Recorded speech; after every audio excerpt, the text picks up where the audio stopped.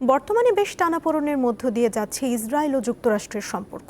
তেহরানের সাথে সমঝোতা চুক্তি এবং ইরান যুদ্ধে মার্কিন কূটনীতির কারণে বেশ ক্ষুব্ধ ইসরায়েল, আর তাই যুক্তরাষ্ট্রের উপর থেকে সামরিক ও অর্থনৈতিক নির্ভরতা কমাতে চায় তারা।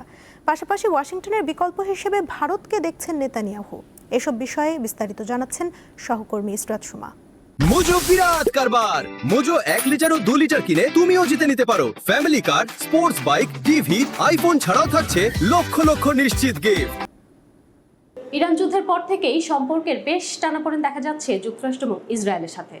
আর তাই এবার যুক্তরাষ্ট্রের উপর থেকে সামরিক এবং অর্থনৈতিক নির্ভরতা কমিয়ে আনার চেষ্টা করছেন ইসরায়েলের প্রধানমন্ত্রী নেতানিয়াহু। পাশাপাশি ভারতকে যুক্তরাষ্ট্রের বিকল্প হিসেবে দেখছেন তিনি।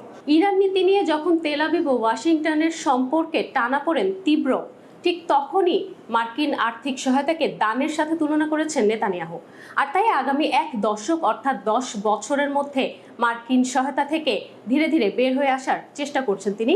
নেতানিয়াহুর দাবি, ইসরায়েলের অর্থনীতি এখন আর ছোট নেই, তারা নিজেদের চাহিদা নিজেরাই মেটাতে সক্ষম। তিনি আরও জানিয়েছেন, ইসরায়েলের অর্থনীতি এখন $1 ট্রিলিয়ন মাইল ফলক ছোঁয়ার অপেক্ষায়। ফলে আগামী বছর থেকেই নিজেদের যাবতীয় আর্থিক চাহিদা তারা নিজেরাই মেটাতে পারবে। এদিকে সম্পর্কের টানাপোড়েনের মধ্যেই ইসরায়েলকে কড়া সতর্কবার্তা দিয়েছেন যুক্তরাষ্ট্রের ভাইস প্রেসিডেন্ট জেডি ভ্যান্স।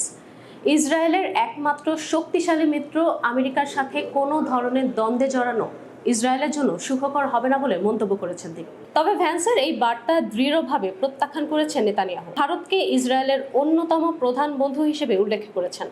2016 সালে যুক্তরাষ্ট্র ও ইসরায়েলের মধ্যে 10 বছর মেয়াদী একটি চুক্তি সই হয়।